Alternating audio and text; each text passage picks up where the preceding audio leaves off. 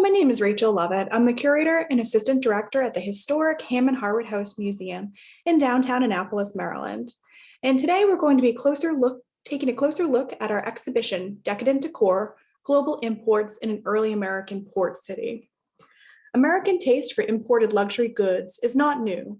Similar to today's homeowners, Americans of the 18th and 19th century went to great lengths to furnish their homes with the most stylish materials available at the best price.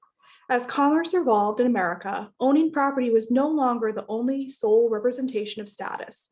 So individuals sought out transportable goods to define their place in society, in what is now known as the consumer revolution. This conspicuous consumption affected all classes. In the 1760s, Annapolis became a political stronghold and magnet for Maryland's wealthy tobacco planters, who had a profound desire for sophisticated society, stylish architecture, and imported goods.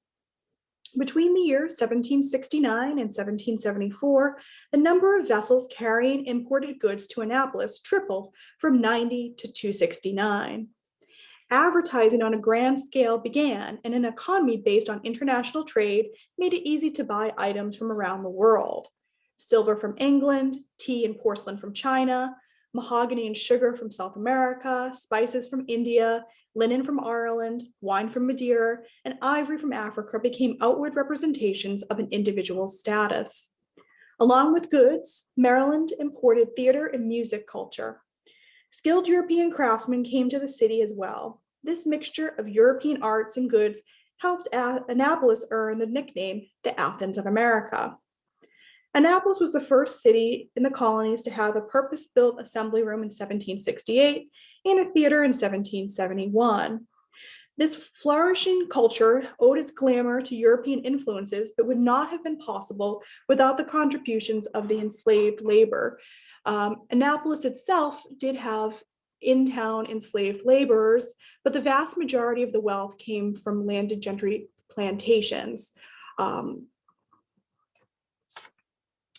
In 1694, Governor Francis Nicholson created a design for a new city inspired by European urban Baroque plans that contained circles of power for church and state.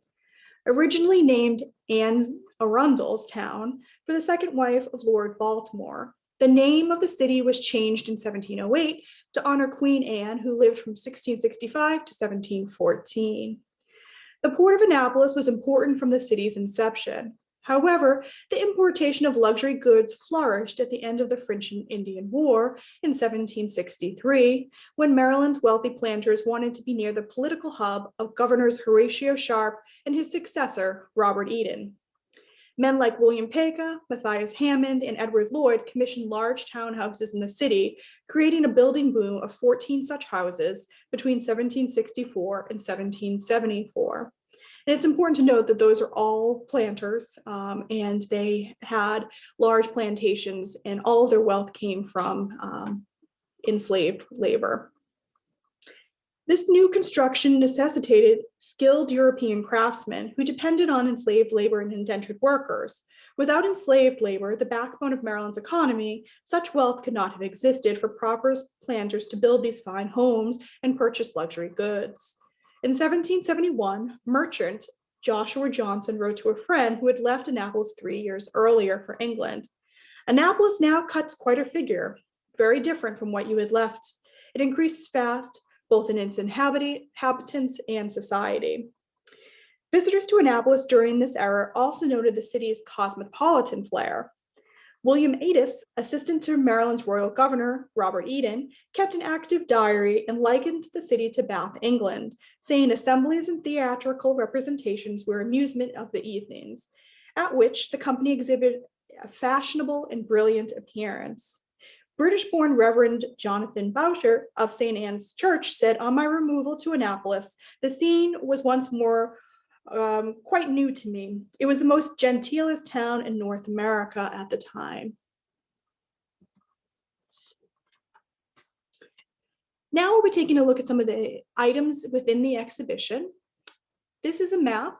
It's a map of the most inhabited part of Virginia, containing a whole province of Maryland with part of Pennsylvania, New Jersey, and North Carolina. This particular map dates to 1774, but it's not its first publication. It was made by Peter Jefferson, Thomas Jefferson's father, and a gentleman by the name of Joshua Fry.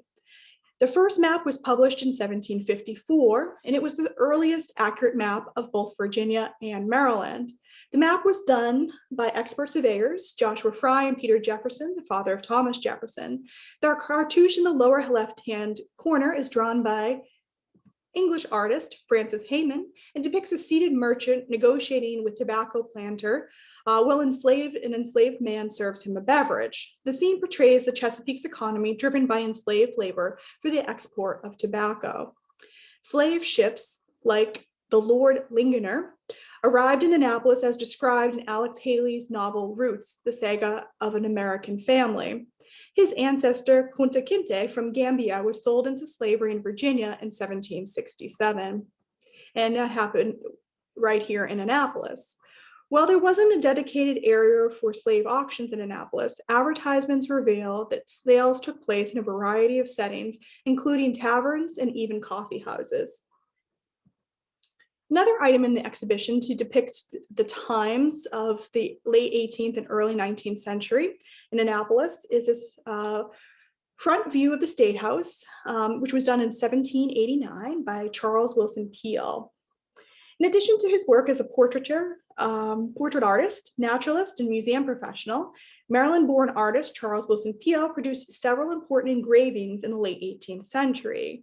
Peale grew up in Annapolis and started painting as an amateur in the 1760s.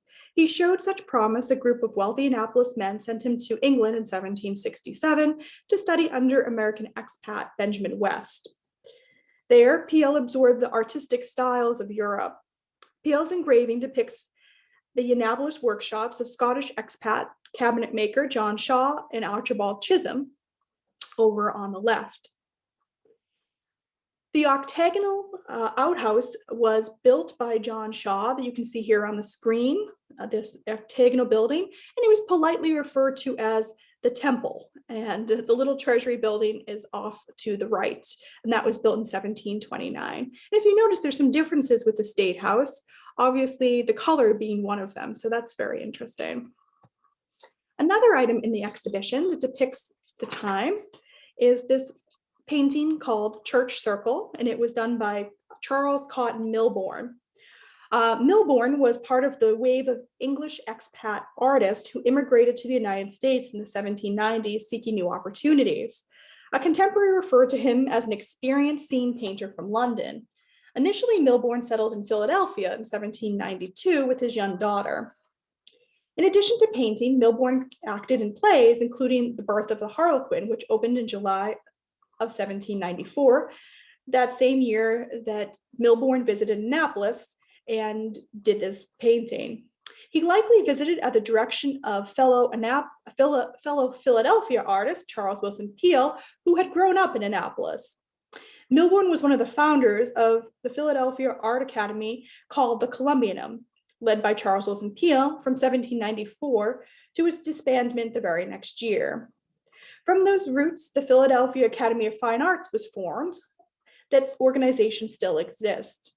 Milbourne moved to New York City, where he painted scenery from 1797 to 1811.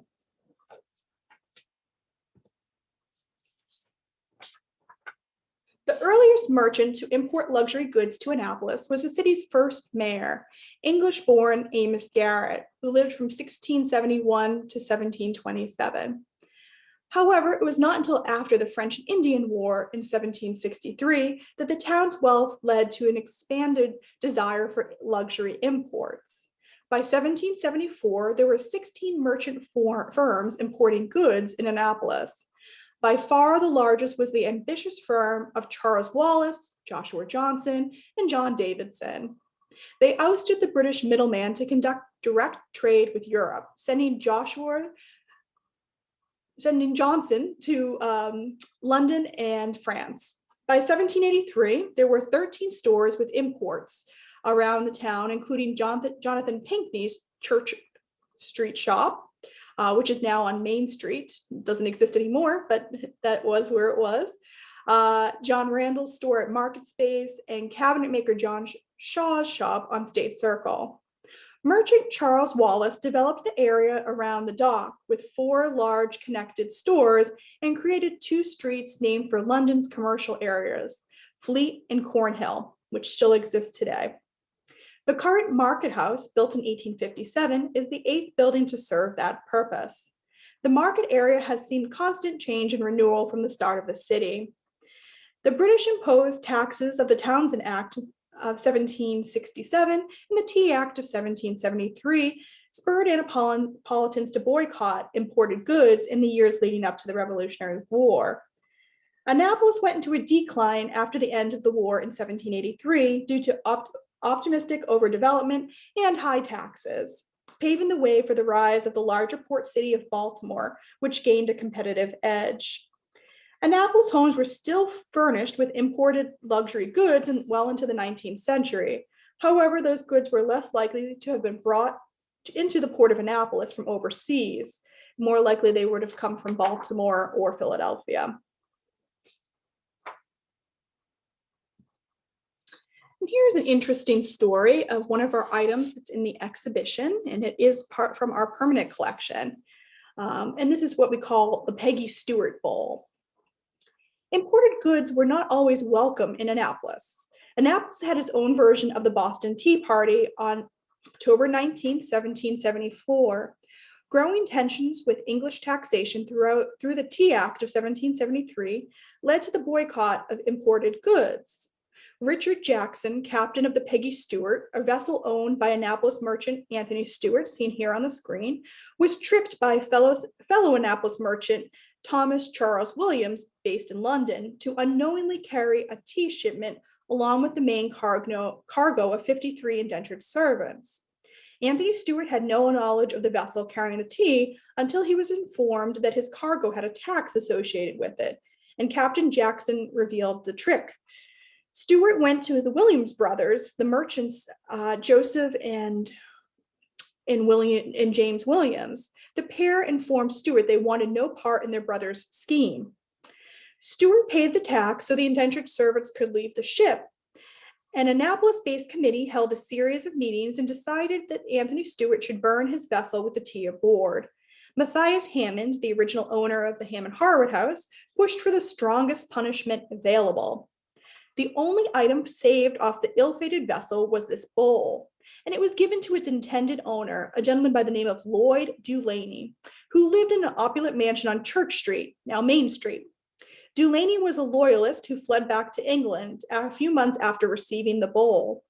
His home and property were confiscated by the state and sold to George Mann, a hotelier who married Mary Mann, the eldest daughter of English-born architect William Buckland, who designed the Hammond-Harwood House. The Manns kept the bowl in the tavern, and it was brought out for festive occasions, including George Washington's resignation.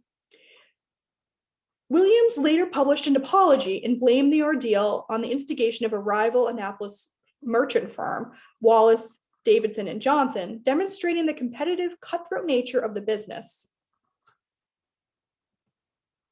Here's an image of the burning of the Peggy Stewart. This was done significantly after the burning in 1774, but it gives you a flavor of what that might have been like. Maryland originally was something called a proprietary colony, and it was granted by Charles I of England in 1632 to the Calvert family. The king's aim was to maintain power in his far-reaching territories. 6 successive generations of Calverts, or Lord Baltimores, oversaw the management of the colony until the American Revolution. As a result, British art, music, and literature heavily influenced the early Chesapeake Tidewater region, and many newcomers hailed from England. The area developed an English-inspired culture that involved plays, horse racers, and social clubs. Despite the Revolution, many Annapolis citizens continued to look to England after the war for style and material goods and customs. When tobacco was the principal cash crop in the 18th century, urban centers did not develop as they did in the northern colonies like New England. Instead, each Maryland plantation was a community unto itself, and most luxury goods were imported rather than sourced locally. Annapolis was the largest city in Maryland at that time in the late 18th century, and many imports passed through en route to townhouses or plantations. As a result of the tobacco trade, large quantities of British furniture were imported. Likewise, British architecture heavily influenced the landscape of Annapolis, with the development of 14 townhouses from 1764 to 1774.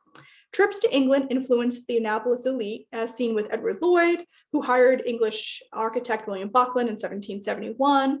Buckland built Palladian-inspired houses, a popular style in the English country house, named for 16th century Italian architect Andrea Palladio. And here are some British imports, like this George III mirror in the Chippendale style that belonged to the Ogle family. So this delicate English Chippendale mirror likely came by special order to the port of Annapolis. It once adorned the walls of Ogle Hall, Annapolis, and was originally owned by Benjamin Ogle, the 9th governor of Maryland, and his wife Henrietta Margaret Hill. The governor came from a distinguished family in England from Northumberland. The couple divided their time between their city house, known as Ogle Hall, as seen here, that's still in Annapolis, and their country estate, Bel Air, which is in modern day Bowie, Maryland, both of which are still standing, and you can visit Bel Air. It's a museum. So this mirror would have been witness to obviously fashionable occasions, but you think about all the uses that the mirror had and who would have cleaned the mirror and who would have been looking in this mirror. And it tells a very interesting story of the development of Annapolis. This item is in our permanent collection at the museum. Also in our permanent collection are these wonderful side chairs. So perhaps no other person in Annapolis is more responsible for the import of luxury goods and the emulation of English gentry life than Edward Lloyd IV, as seen here with his family. He was a planter and politician, and he held a large amount, he was a slaveholder, and he held a large amount of enslaved people, including Frederick Douglass, who spent the first part of his life enslaved at his country plantation, Y House, and he later recounts that in his autobiography. Lloyd furnished his plantation house, Y House, and his Annapolis townhouse, which still is extant, with lavish imports. For example, if we just take 1 year, 1792, Lloyd ordered from England a set of Shakespeare prints from the Boydell brothers, a pianoforte, a set of mahogany chairs, including these, among other items from his London agents. So oftentimes they would have an agent in London that they're ordering from. Now Lloyd's purchases went far beyond furnishing his home. He also ordered silks, scientific instruments, the finest champagne, carriages, dogs, birds, racehorses, just to name a few items. Also, you see the importation of the use of a coat of arms, which is kind of interesting. This is a European tradition, but you do see it cropping up in America as well. European settlers first brought a coat of arms to this country and used them on commemorative objects. Medieval knights were the first individuals to have a coat of arms by the 15th century, and many distinguished European families had them. The Pinkney family of Annapolis included politicians, bishops, and surgeons. Ninian Pinkney and his family resided in this house from 1806 to 1811. And on the screen here is an image of his brother, William Pinkney. Today, American families still use a coat of arms in a similar manner on commemorative material. While coat of arms have historic origin, they have still remained widely popular. In European strict rules, in Europe, strict rules govern who can have a coat of arms, but in America, it's a little bit more free flow. This is a very interesting object that's on loan to us from a wonderful lender, Robert Shanahan. And this is Frederick Calvert, known as the last Lord Baltimore, and he inherited the proprietary governorship of the colony of Maryland at age 20. He was a notorious playboy. He had little interest in Maryland and never visited, and viewed it only as a source of income. Frederick was suspected of murdering his estranged wife, Lady Diana Egerton, in 1758 after a carriage accident, and he was accused of raping a hat maker, Sarah Woodcock, in 1768. So very colorful character here. He was acquitted of the rape, however. He had no taste for the exotic, and he had a real big taste for the exotic, and he rebuilt his London home to look like a Turkish harem in 1766. In 1771, he died of fever in Italy with no legitimate children. He left the proprietary colony of Maryland to his eldest illegitimate son, Henry Harford, who could not inherit his father's title. Henry inherited the colony on the brink of war, and his land was confiscated. After the war, Henry visited Maryland to reclaim his stakes and was lavishly entertained by wealthy Annapolis families like the Ogles. He was, however, unsuccessful at securing any compensation in Maryland, but the British Parliament granted him £100,000 for his loss. So don't feel too bad for Henry Harford. And so that's where the names are coming from, Baltimore, Lord Baltimore, Harford County, it's coming from these people who own the proprietary colony. On the screen here, you can see our architect, William Buckland, who was a British gentleman. He grew up in Oxford, England, and he came over when he was about 21 as an indentured servant. He first worked at Gunston Hall. He then got a really great recommendation from George Mason, who owned Gunston Hall, and he did several other interiors in Virginia over the next 10 years before moving to Annapolis to work on the Chase Home and Hammond-Harwood House, among others. On the screen here, you can see some items that are featured in the exhibition, including his architecture tools. So these tools are believed to be owned by William Buckland, who designed the Hammond-Harwood House. Buckland may have bought the tools with him from London when he emigrated in 1755, or he might have purchased them in Virginia or Maryland, but they are English made. In 1774, William Buckland embarked on the design of the Hammond-Harwood House, which he modeled after the design of a 16th century Italian villa by architect Andrea Palladio. It was featured in Palladio's 4 books of architecture, which was widely popular for the English country house. Buckland demonstrated his genius at adapting the Palladian country villa to 18th century colonial Maryland. He made the Hammond-Harwood House just on a smaller scale and set it in an urban setting. Using these tools, Buckland really helped change the face of American architecture in the colonies. So we don't often think about an Italian villa being in downtown Annapolis, but that's what it's based off of. Also on the screen, you can see this very cool rim lock, which goes on our front door. So this, of course, is original to Hammond-Harwood House, so it dates to about 1774.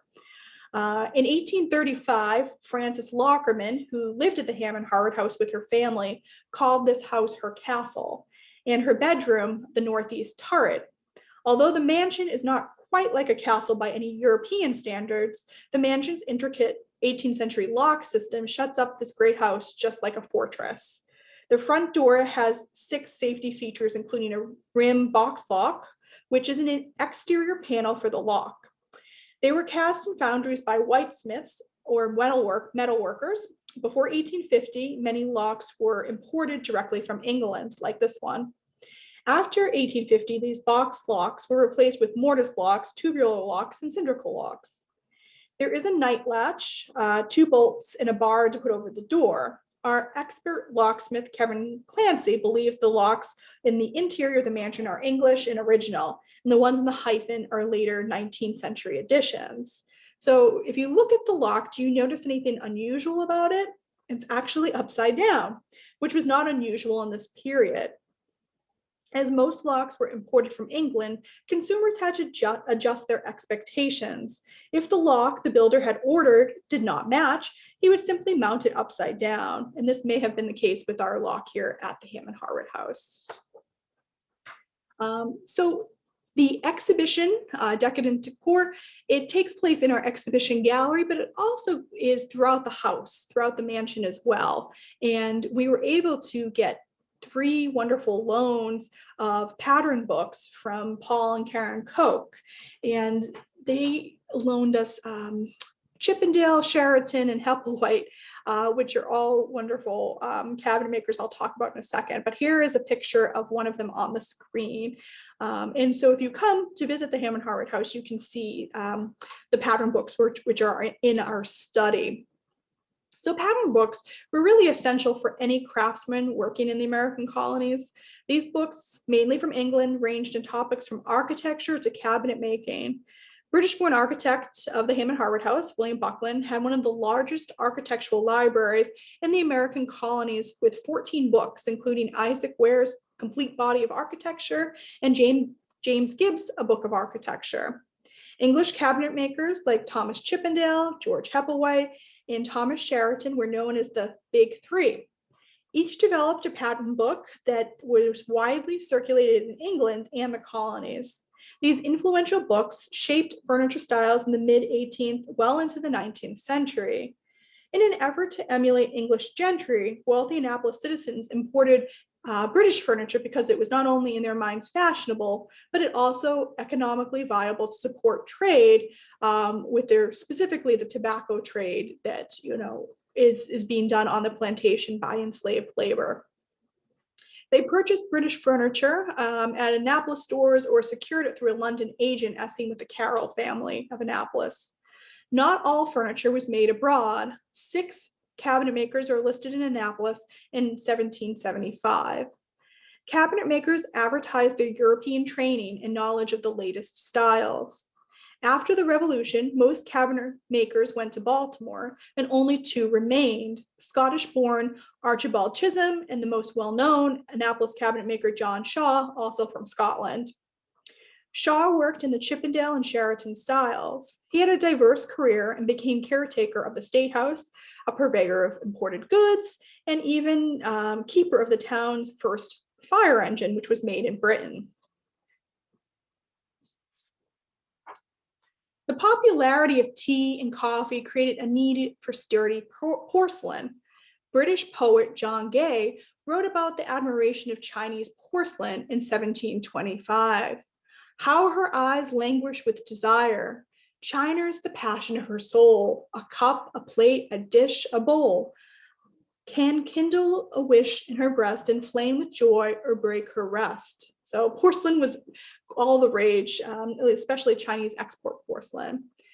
Teas, spices, and silks were the core of exports from China, yet only hard paste porcelain survives to tell the tale. The English colonies received shipments via Britain until after the American Revolution. And in 1784, they began direct trade with China in the United States. So 1784. By 1800, nearly 60 million pieces were exported from China. So quite a large amount. For clients across Europe and America, the vast majority of Chinese pieces were blue and white porcelain known as Canton or Nanking wares. European soft paste porcelain was inferior in quality compared to Chinese hard paste pieces. In Annapolis, several clients commissioned pieces from China, including Samuel Chase, who ordered a set of 300 customized tableware pieces upon his second marriage in 1784. English potter Josiah Wedgwood's wares grew in reputation among Americans, and even George Washington ordered a set. Locally, politician planter Edward Lloyd IV ordered 4 complete sets of custom Wedgwood to entertain in his lavish Annapolis townhouse. So you have English wares and Chinese wares. And even the English wares, they're trying to emulate the Chinese style. So let's take a look at some examples that are in the exhibition. So this piece is Chinese. It's a beautiful piece that dates to about 1820, and you can see a lot of intricate details. And so Baltimore merchant Isaac McKim, who lived from 1775 to 1838, was the original owner of this plate. After the War of 1812, McKim was hailed as a hero because of his financial support with the defense of Baltimore. Here is Isaac McKim. So this piece, the plate there, was likely shipped to America on his clipper ship, the Anne McKim, which we have an image of right here, which made trips to China and South America. Made in China for the Western market, the butterfly design reflects both cultures. For centuries, the butterfly symbolized joy in summer in China, while in the West, the butterfly was seen as a symbol for Christ who rose from the dead. This plate shows the skills of the Chinese artisans, especially the smallest creatures, as every hair-like fiber, every eyeball, and each antenna is rendered with supreme accuracy. There is something very playful and whimsical in a pattern that permits bugs and insects to emerge from a plate intended for dining. And this set is on the dining room table at the Hammond-Harwood House, and we do have a plate in the exhibition gallery. So here's Isaac McKim, and just kind of an interesting note, the woman who actually donated the plates is married into the McKim family, and she was one of really the first American woman to achieve international success as a concert violinist, and she was lovely, Leonore Jackson McKim, right there. In the late 18th century, the traditional design of Chinese porcelain shifted to cater to Western clients. This dish illustrates this trend. Direct American trade with the Chinese began, as I mentioned, in 1784 after the Revolutionary War. Western clients gave detailed instruction to Chinese artisans with varying, sometimes comedic results. One contemporary Chinese author noted that these foreign pieces were very strange. Trade peaked in the early 19th century and went into decline after 1830 as hard-paste formula was discovered and began to be produced in Europe and America. After the decline of the port of Annapolis in the late 18th century, merchants from larger port cities like Philadelphia and Baltimore supplied Annapolis clients with Chinese export porcelain at reasonable rates. This piece doesn't have a history in Annapolis, but I thought I'd include it because it's kind of unique story here. So Annapolis was one of the many cities along the eastern seaboard to import Chinese export porcelain. This particular plate is a hexagonal Chinese export porcelain charger, which dates to about 1755. This water buffalo octagonal soup plate is thought to be one of the earliest pieces imported to the state of Maine.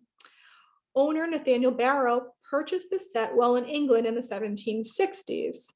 The piece has a water buffalo, actually two, which in Chinese culture symbolizes strength, service, and a connection to Mother Earth.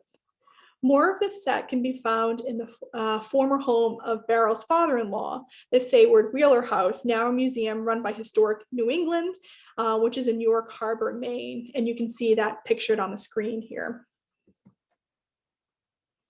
So this is an interesting little piece in the exhibition. It's called the Horses and Hounds Punch Bowl, and it dates to about 1770.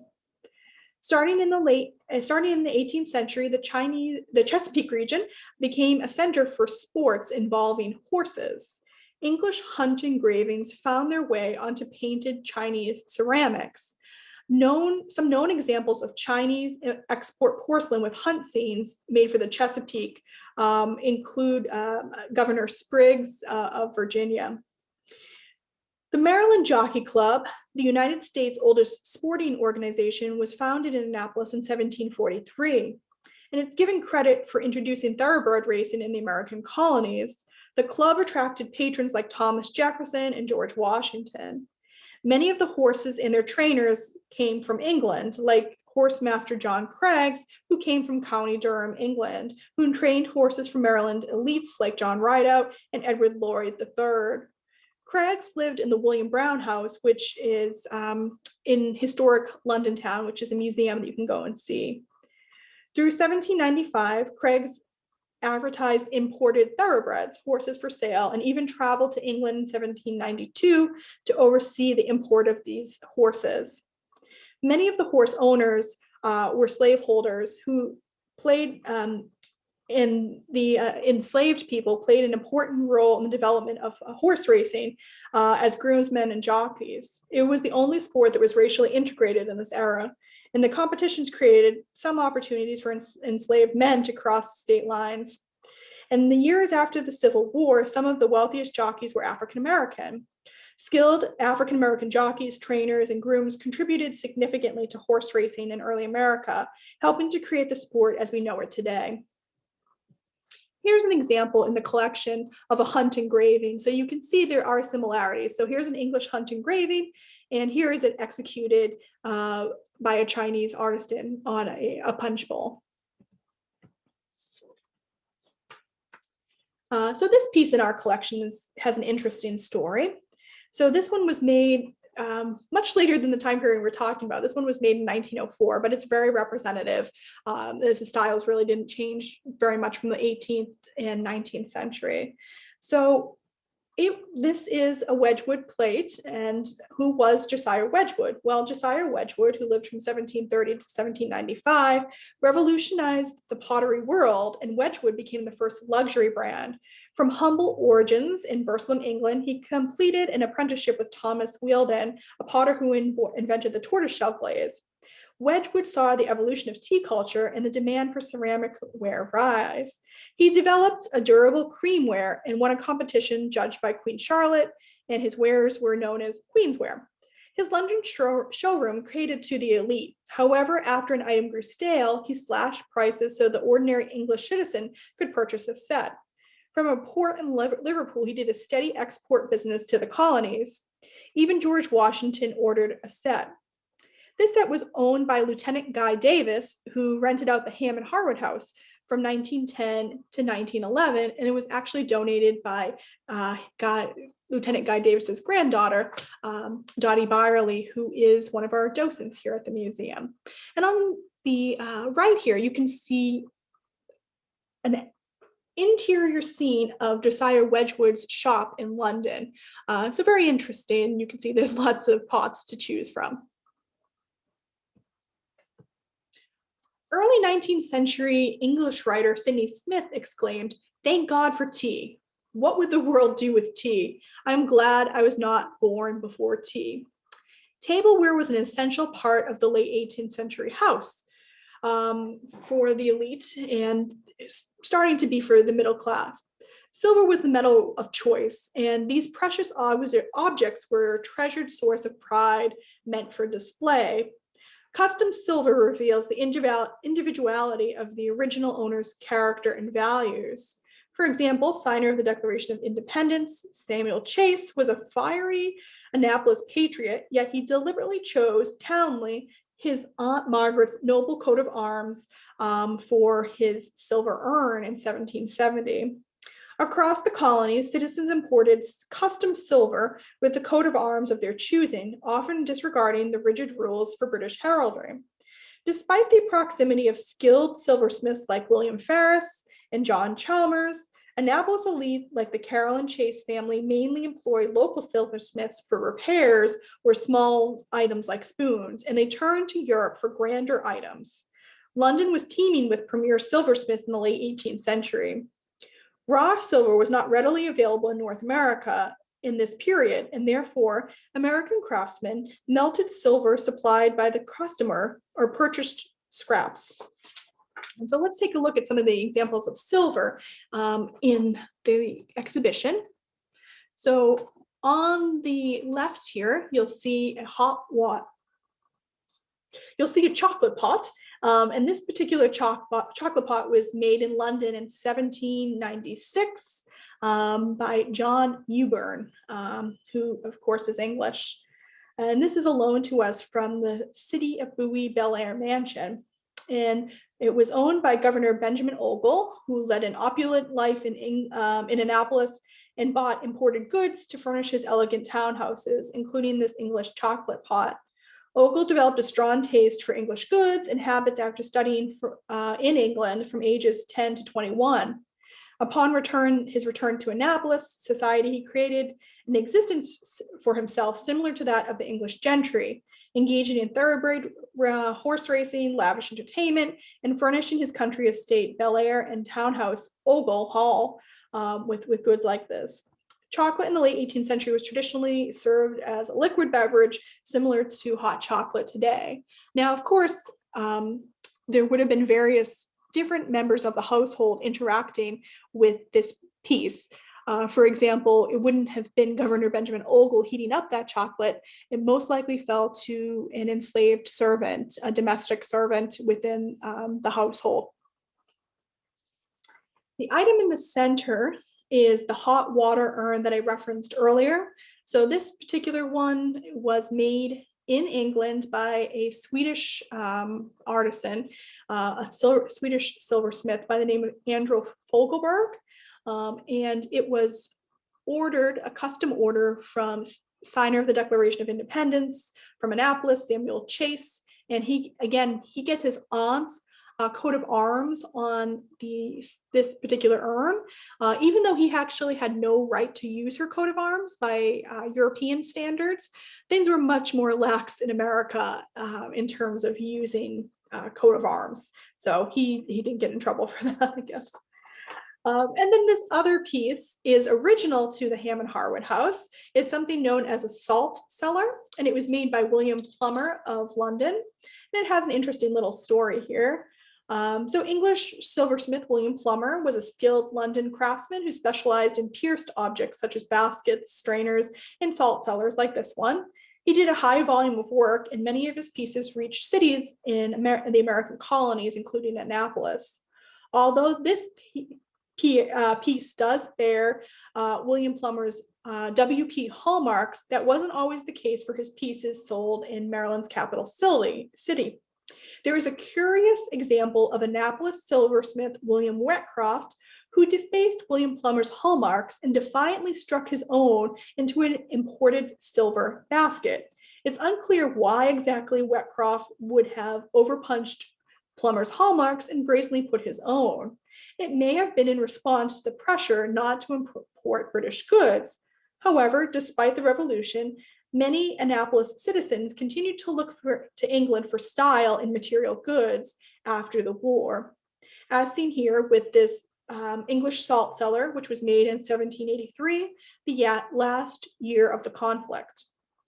Wetcroft was originally from Cork, Ireland, and came to Annapolis in 1766.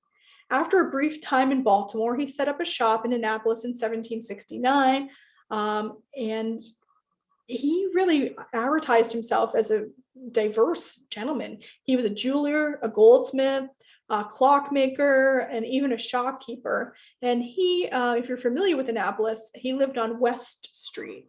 And he was right across the street from a friend of his, William Ferris, who was also a silversmith and happened to own a tavern. So he probably frequented that. And as I mentioned, this piece is original to the Hammond-Harwood House, and it was likely bought in downtown Annapolis, maybe even at William Wetcroft's shop. Salt cellars have been used since the days of ancient Greece and gained popularity during Elizabethan England. They are a precursor to modern-day salt shakers, which were introduced in the late 19th century. Traditionally, salt shakers were strategically placed on the dining table, and those above the salt, closer to their host, were seen as important guests, contrasted to those below the salt. It is unknown if William Plummer ever found out about the deceitful actions of Annapolis silversmith William Wetcroft. However, if Plummer did know, one can imagine the scene if William Wetcroft ever traveled to London, was hosted for dinner by William Plummer. He surely would have been seated below the salt. Here on the screen in the collection, we have two interesting pieces. One of them is a loan to us, and that one is the one closest to us on the right. And that's a loan to us from the Chase home. And this is obviously a sword, and it's English, and it dates to the mid-18th century. And I want to talk just a little bit more about the proprietary colony, the fact that Maryland was. When a king has far-reaching territory, he can grant proprietary colonies to favored noblemen to help maintain control and order in those areas. So King Charles I, he gave the charter for Maryland to the Calvert family, and then 6 successive generations of Calverts, or Lord Baltimores, oversaw the management. Frederick Calvert, 6th Lord Baltimore, the one who was the notorious playboy, gave the sword to a family friend, the proprietary governor of Maryland, Horatio Sharp. So this is the original sword. On the outskirts of Annapolis, Sharp built a grand estate named Whitehall, where he lived in his retirement from 1769 until the Revolution forced him to return to England in 1773. Sharp left his property entrusted to his secretary, John Rideout, who stayed in Annapolis and ultimately owned Whitehall in its holdings, including this sword. The sword on the left is one that's in the Hammond-Harwood House collection, and it's a gentleman's evening sword, and probably didn't see much action. It was owned by the Bryce family of Annapolis, and it's a curious piece in the fact that its origins are largely unknown. It could be French or possibly Northern German. The Bryce family had a ravenous appetite for luxury imported goods. Merchant planter John Bryce owned a store on Prince George Street that dealt in imported goods. After his death in 1766, his son James inherited a fortune and began building the opulent brick mansion at the corner of Prince George and East Streets. This sword, made during the time of the construction and furnishing of the mansion, may have come by special order to outfit James Bryce and the grandeur that he aspired to. So we don't know that. And then here is on the left, Rideout. Well, it was a Rideout house, but Whitehall, which was originally owned by Governor Horatio Sharp. And on the right here, you can see the James Bryce house. Some other items of interest in terms of imported goods in the exhibition include this interesting mirror. So the mirror on the left there, so it comes to us from Spain, and it dates to about 1790. So it's called something called a Bilbao mirror. Typically, these mirrors were made of pink marble and adhered to wood and had slender columns and a delicate gesso adornment, often with an urn or a painting in the center. Because these mirrors are fragile, few survive today. Many of these mirrors were produced from 1780 to 1810 for the export market. The name of the mirror comes to us from the pink marble, which has its origins in Bilbao, Spain, a city on the northern Spain in the Bay of Biscay, known for its seafood. These mirrors were shipped to port towns along the eastern seaboard of the United States, most notably in New England. It is not clear where this mirror was actually produced. Perhaps it was made in Germany. We know that Spanish marble was imported to Germany. And further evidence is the painting of the young girl at the top, which shows Germanic influence.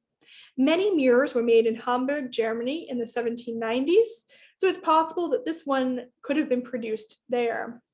In 1792, Baltimore merchants advertised a large assortment of elegant-looking glasses from Hamburg, so this might have been part of that.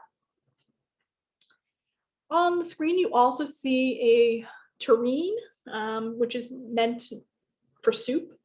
And this is a silver piece, and it dates to the mid-19th century.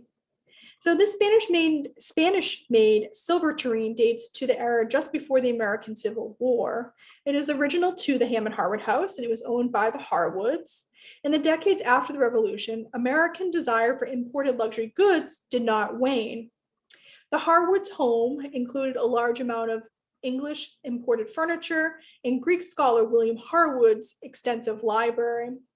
However, Annapolis ceased to be the large port, and instead Baltimore and Philadelphia became center for imports. This piece has a French export market and likely saw many ports before arriving at the Hammond-Harwood House. And this wonderful, iconic George Washington clock, which comes to us from France. It was made about 1800. In the years following the death of George Washington in 1799, France began making commemorative pieces for the American luxury market. Made in Paris, this piece is similar to the clocks that the Marquis de Lafayette brought in 1824 as gifts during his American tour. This clock was imported in 1805 by Annapolis cabinet maker and entrepreneur John Shaw at his shop on State Circle. The patriotic elements in the clock include the American eagle and the phrase "E pluribus unum." This Latin phrase means "from many one," It's very symbolic of the 13 colonies. And of course, in Annapolis is where George Washington resigned his commission. So they would probably be very treasured items, especially here. So shifting gears a little bit and talking not so much about the imported material culture, but instead the social culture of Annapolis in the 18th and 19th century. Let's talk a little bit about the artisans and entertainment of the period.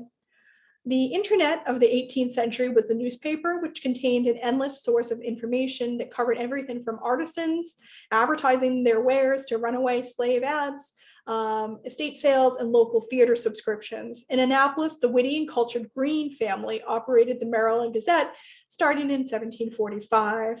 The wealth of Annapolis attracted artisans from Europe, and many settled on Cornhill and Fleet Streets, developed in 1771 by Annapolis merchant entrepreneur Charles Wallace. This international consumerism affected all classes of society in the city. Even lower classes and the enslaved population could experience some imported luxury goods as opposed to rural counterparts. European craftsmen included clockmaker Swiss-born Abraham Claude on West Street and William Knapp from Ireland, who had many fine pieces, who made fine pieces for the gentry of England and Ireland before immigrating. Cabinet makers John Shaw and Archibald Chisholm both hailed from Scotland. Shaw came from Glasgow, a city that did a steady tobacco trade with Annapolis. Milliner Catherine Rathel and tailor Joseph Brown both came from London and advertised the latest imported fashions. Skilled artisans like London plasterer John Rawlings and architect William Buckland of Oxford, England, designed and built the famous townhouses of the era. So you're seeing all these different artisans coming mostly from Europe. The story of saddlemaker Charles Wilson Peel illustrates the city's interest in art. Peel showed artistic promise, leading the wealthy group of Annapolis citizens to gather funds for him to study in London under Benjamin West in 1767. Upon Peel's return in 1769, his commissions grew along with his reputation before he moved to Philadelphia in 1775. Peel is regarded as one of the foremost painters of early America. Annapolis was a cultural hub for the theater in the 18th century. The city was the first in the American colonies to perform an opera with an orchestral accompaniment, the Beggar's Opera in 1752. The first purpose-built theater in the colonies was built in 1771. Satire was very popular in Annapolis and could be seen in the choice of plays, newspaper stories, and humor within social clubs. Similar to the English social clubs of the 18th century, Annapolis developed a series of gentlemen organizations which met at taverns for intellectual, musical, and moral and comical stimulation. Clubs included the Ugly Club, the Tuesday Club, the Hominy Club, just to name a few. The South River Club, 15 minutes south of Annapolis, founded prior to 1732, is still in existence. But it's important to note that these were really clubs of the elite white male gentry.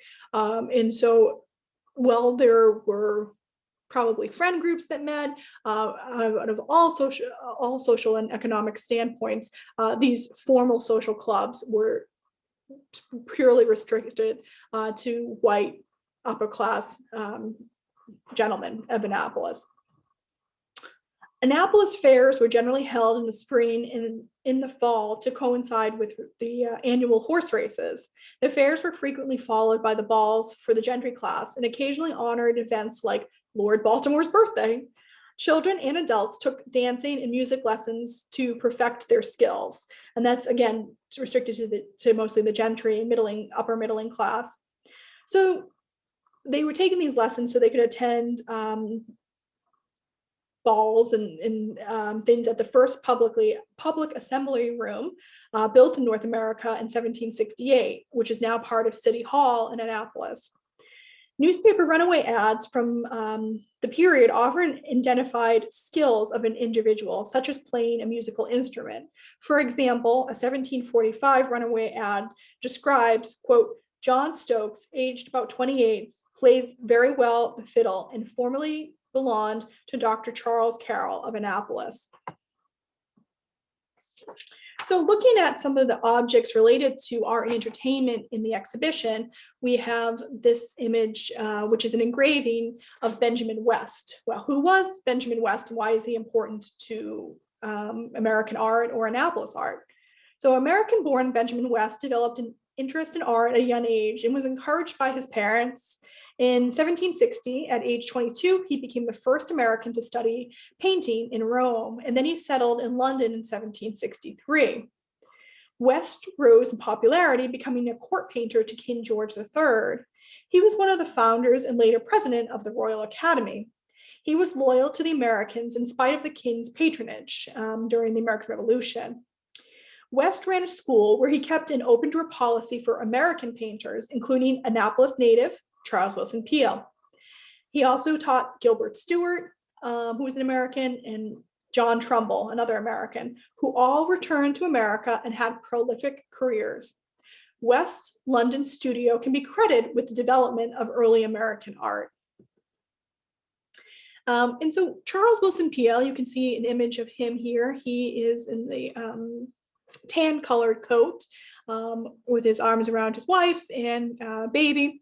So he was really a premier artist in the late 18th century. You know, he had been trained in London under Benjamin West, and he comes back and he's mostly doing paintings of the Annapolis gentry, if you will, and the planters. You know, all of these people who had gained their wealth off of a slave-based economy. And so you can see that represented in the portraits in terms of, you know, they're on their plantations or they have these elaborate clothing in the background. And what they're trying to do is emulate British country life in a lot of these circumstances. So this painting is now at the New York Historical Society, and it shows his whole family here in Annapolis before he moves to Philadelphia, although the painting was finished later on when he lived in Philadelphia. So Charles Willson Peale, even though he ends up moving to Philadelphia, he does come back to Annapolis several times throughout his life for commissions and to visit with family and friends. And we have several paintings in the museum's collection that are done by Charles Willson Peale. So we specialize in Charles Willson Peale paintings. And Charles Willson Peale, he ended up having 17 children. Many of them he taught how to paint. So we also have paintings by his children, his brother James, he taught how to paint, and also he has paintings, you know, his nieces learned how to paint. So we're working on trying to collect more female painters from the Peale family. But this painting, which is in the exhibition, is called Anne Proctor with Doll and Parrot. And parrots, of course, were not native to the American colonies. Sailors traveling around the Caribbean frequently picked up these birds during their visits to the islands in South America. They were brought to America and given to family and friends, or sold to wealthy customers like the Proctors, who lived here in Maryland. These birds were therefore a symbol of wealth. This bird caught the eye of the Charleston Museum's curator of historical archaeology, Martha Zerden, and she wrote in her 2016 book, Charleston Archaeological Life and Coastal Community. She wrote about this particular bird, which is, she found out, a rose-ringed parakeet from sub-Saharan Africa. So this bird came a long way there, apparently, or one of its ancestors did.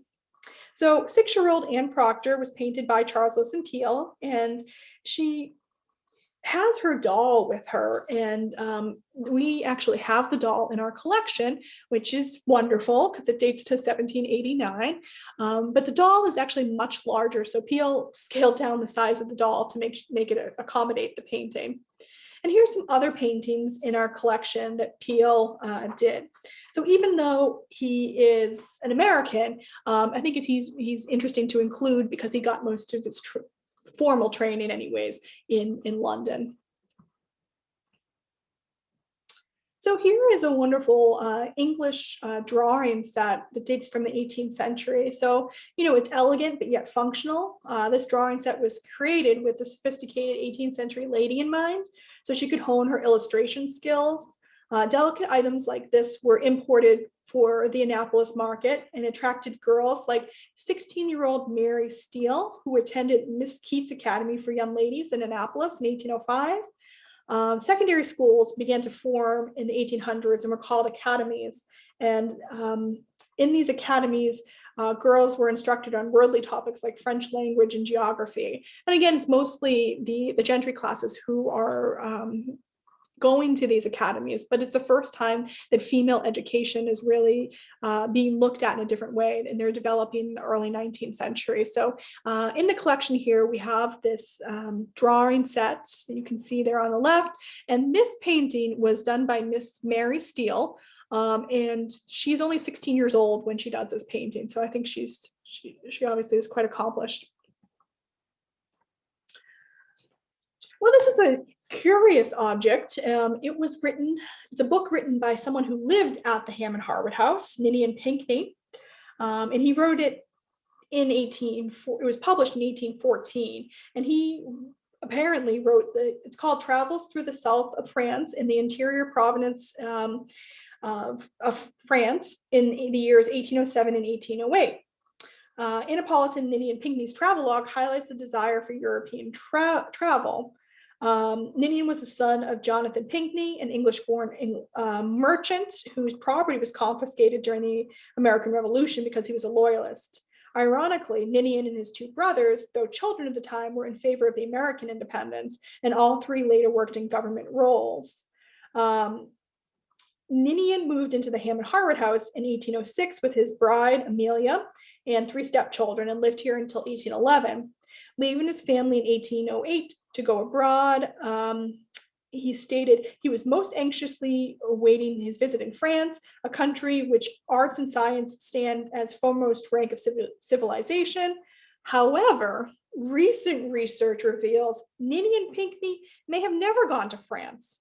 And this book was a way to fool the British that Americans took pleasure trips to vacation in nearby France in the 10 years leading up to the War of 1812. Upon using the book in France, Englishman James Smithson, future founder of the Smithsonian, stated the book was outdated and drawn from other sources. So that was just a few years after it was written. So he may or may not have gone to France. And here is a wonderful book in our collection, recently donated. It's the complete works of Shakespeare in 8 volumes, which dates to 1767. It was the year it was published. And this particular book was owned by Judge Jeremiah Townley Chase, who was once mayor of Annapolis, and he owned this volume. The book would have been read by Chase, his wife, and 5 children at their house on Cape George Street. Throughout his life, Chase consistently looked to Europe for style, as seen as his imported English silver, ordered in 1765, and carpets from Brussels in 1809. His maternal great-grandfather was a English gentleman of immense wealth, and he consistently used his coat of arms, the Townley coat of arms, on imported goods. Shakespeare was popular in Annapolis in the theater. For example, the local theater had productions of Othello in 1760 and Hamlet in 1803, just 2 examples of many. Let's switch gears and talk about culinary culture a little bit, imported culinary culture. The cuisine of early Annapolis was shaped by the flavors based upon local products like seafood, exotic imports, and English tradition. African-American cooks, enslaved and free, knew how to produce English dishes. Cayenne pepper and the normally blander English diet became a mainstay in seafood. African imports such as tamarind, black-eyed peas, and okra were also incorporated. Imported recipes can be found in Annapolis in the 18th and 19th centuries, including British gammon or ham by signer of the Declaration of Independence, Samuel Chase, French macaroons by Mrs. Henry Ogle, Indian chicken curry from Mrs. McBlair are just a few examples of some more interesting dishes. A favorite recipe of Frances Lockerman, who lived at the Hammond-Harwood House, was a British dessert called raspberry fool. The raspberries were grown in Annapolis. However, imported fruit was also available, as seen in August 25th, 1800, when a port log lists limes and coconuts that came on a brig called the Enterprise. Alcohol comprised about 20% of wealthy Marylanders' food budget, while the poor allotted significantly more. Drinks included locally made cider, mead, beer, fruit wines, distilled spirits, and punch, along with imported French wines and Madeira. Benjamin Fordham from England opened the first commercial brewery in Annapolis around 1703. This was the inspiration for the current Fordham and Dominion Brewing Company. So changing gears again a little bit, talking about some of the sporting culture that was imported in early Annapolis. So in the fall of 1770, John Cadwalder of Philadelphia came to Annapolis on business, only to hear that everybody would be at the Annapolis races. The popularity of organized horse racing began 3 decades earlier when Governor Samuel Ogle imported horses for what he called English-style racing. Following his lead were others like Samuel Galloway of Tulip Hill, who owned the celebrated horse Celine. The Maryland Jockey Club, the United States' oldest sporting association, founded in Annapolis in 1743, is given credit for introducing thoroughbred racing in the American colonies. The club attracted patrons like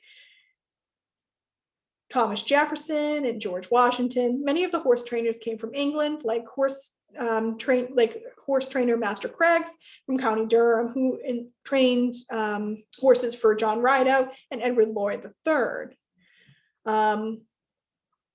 So horse racing was very popular, and you can see here a wonderful illustration by William Wilson of his interpretation of Governor Samuel Ogle unloading a pair of horses. So that's kind of interesting.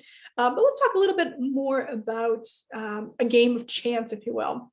When King Charles II succeeded to the English throne after the defeat of the Puritans, he popularized gambling. Gaming culture spread to the Chesapeake region with the introduction of billiards, backgammon, ninepin, cards, among others. All genders and ranks of society played card games like whist and loo.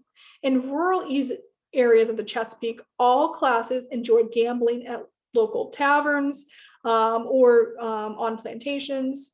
English-born architect Benjamin Latrobe was appalled after visiting a small Virginia town of Hanover, where he witnessed the mixing of classes for billiards, saying, "Even politeness has disappeared." Annapolis taverns were centers of gaming. However, each tavern generally served a different class. Middle and lower class classes in Annapolis patronized rowdy sporting taverns, like the one owned by James West, where violence was commonplace. And a 1780 card game at West Tavern, it led to Thomas Priss, called William Vicar a damned rascal. That's terrible, which resulted in fisticuffs. Elegant taverns like George Mann's attracted elite clients and even hosted George Washington. Gaming also took place within the comfort of homes following dinner parties. Many Annapolis inventories list gaming tables.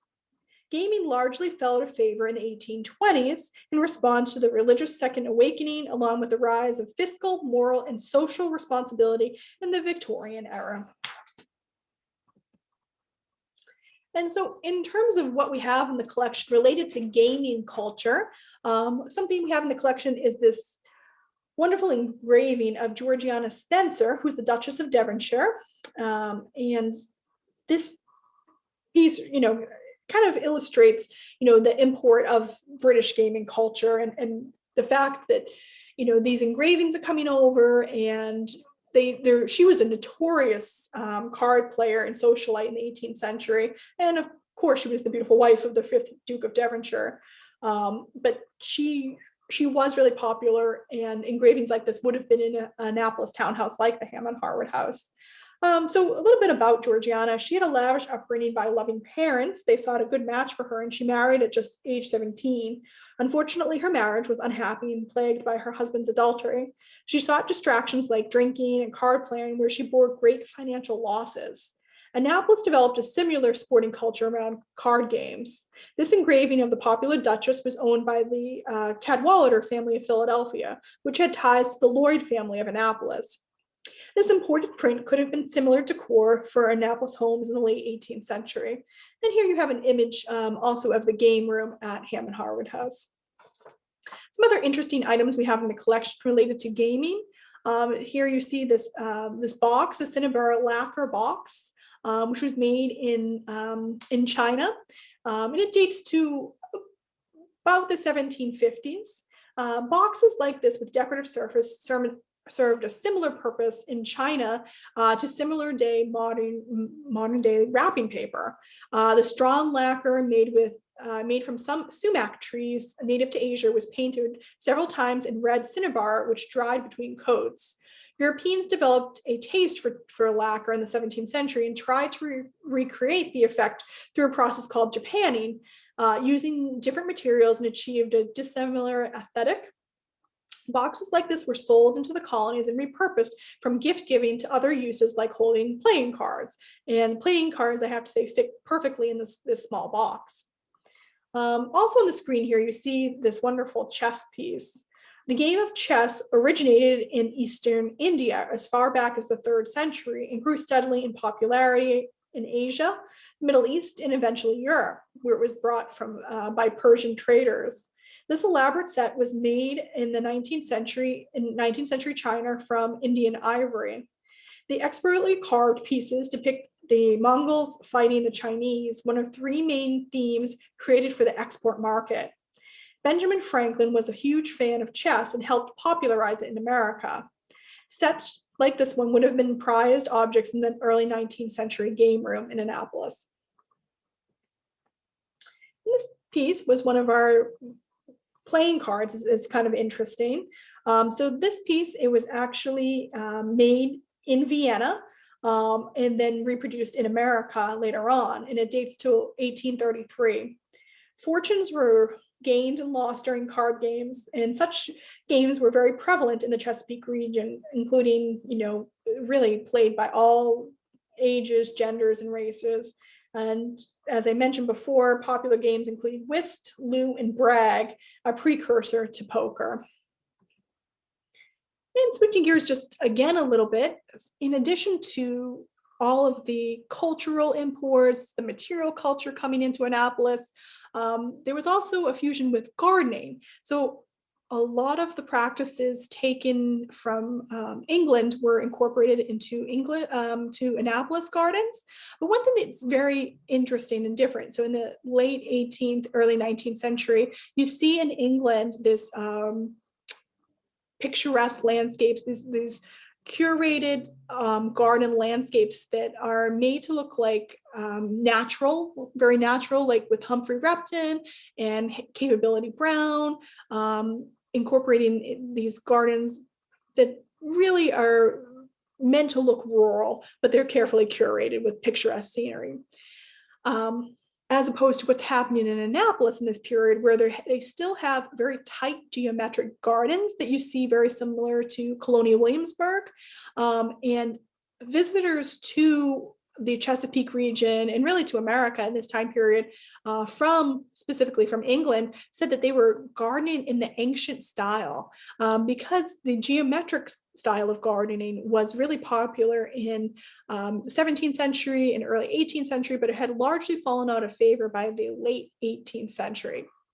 And so Americans were continuing to garden in these tight, formal geometric styles. And there's a variety of reasons why they could have been doing this, but it might have been for control. America was still seen as a rather rugged and rural place. And so by creating these garden spaces that were all about symmetry and proportion and control, they were saying that they could tame nature.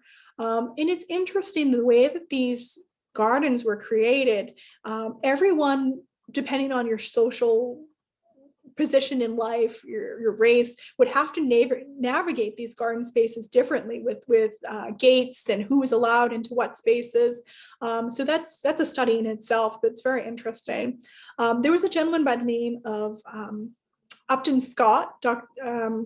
Upton Scott, who was the uncle of Francis Scott Key, and you see him importing a large amount of plants for his greenhouse in Annapolis from Kew Gardens in London, and he's giving it to all of his friends and family. And you see this interesting dichotomy where you have people at the top run of society, the gentry class, you know, they're importing these different plants from Europe and trying them out here. And then the people who were actually, you know, working every day and gathering skills in gardening are mostly enslaved laborers, although they do bring over skilled English and Irish gardeners for designing the gardens initially. And then you have people in the middle who are trying to look and emulate these larger gardens and make it for their smaller spaces. Like you have, for example, a craftsman in Annapolis, William Ferris, who really puts a lot of time and effort into his garden, and he's trying to emulate these English gardens. But it's all about bringing in different cultures and fusing them. So hopefully over the course of the last hour, you've learned a little bit more about the early imports in Annapolis. So I want to thank you for watching. I hope that you will come and see the exhibition. We do reopen to the public on April 1st, 2021, and we're really happy to be back and have you here at the museum. So thank you so much for watching.